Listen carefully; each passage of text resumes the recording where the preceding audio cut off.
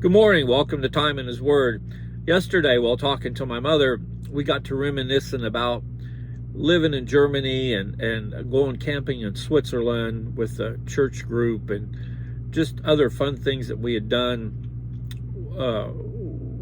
growing up in the service as I did. And it's good to reminisce. There's nothing wrong with that. We had some laughs about some things that had happened and some things we miss. And we've all had those conversations where we reminisce about something from the past. But at the same time, while there's nothing wrong with reminiscing about the past, it's equally important, or maybe that might not be the right word, but there's nothing wrong with looking forward as to where we'll spend eternity. I mean, we can't live in the past. We can, like I said, we can reminisce and laugh about the fun we had, but the past is the past. It's kind of like when you drive your car, the windshield is bigger than the glass, than the window in the back of the car. That's because we need to be looking at where we're going and focusing on what we're doing rather than what we've already done. And so looking forward, how do we go about looking forward? What are we looking forward to? Each one of us has a different goal in life, and that's not what I'm getting at, what our goals are. We all have at some way or another what we're wanting to achieve when life comes to an end. Some of us aspire to do great things, and some of us just kind of coast along and don't want to rock the boat, if you will. We're just kind of coasting. I kind of fall into that category. I'm not a very goal-orientated person. I just kind of like to go with whatever happens for the day, and I'm good with that. Is it come back to bite me? Yeah, but that's what I choose.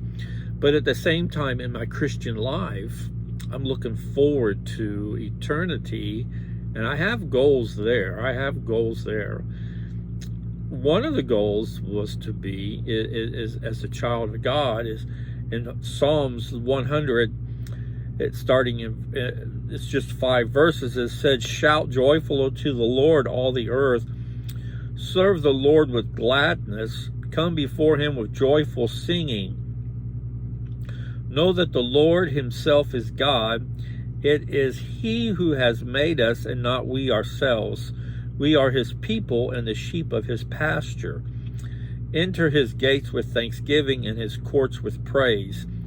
Give thanks to him, bless his name, for the Lord is good. His loving kindness is everlasting, and his faithfulness to all generations." So I serve a God that knows me. And I like that one part of the verse 3.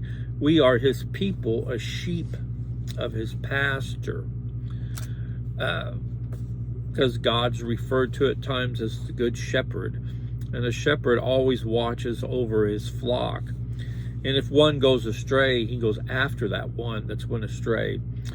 It's a comfort to know that I serve a God as mighty and powerfully as he is. If I stray, he'll come after me. He'll come and bring me back into the fold. If you're listening this morning and you're not a Christian, and we all have to serve somebody, we either serve Satan or we serve God. I prefer to serve God. But I hear these people say, "Well, I'm a self-made man or woman." No, you're not. You just don't want to serve one or the other. You're not self-made.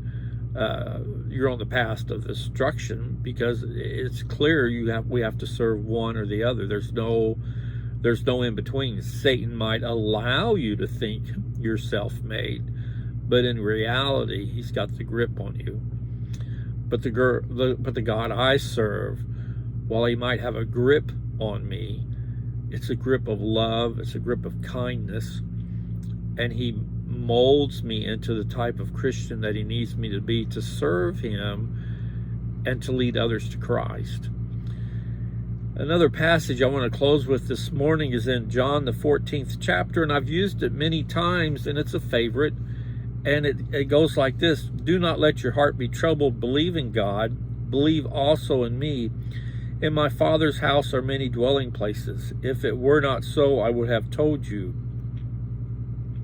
For I go to prepare a place for you. If I go and prepare a place for you, I will come again and receive you to myself, that where I am, there you may be also. So the God that I choose to serve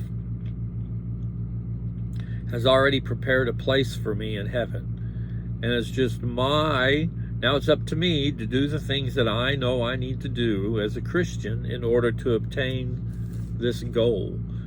So while I might not have goals like the normal person does, I do have a goal as a Christian, and that's to wind up in heaven. And I've got a promise here in John, the 14th chapter, that he's already prepared a place for me, and he's going to come and get me and take me to be with him. That's a great promise to live by. That's a great promise to know.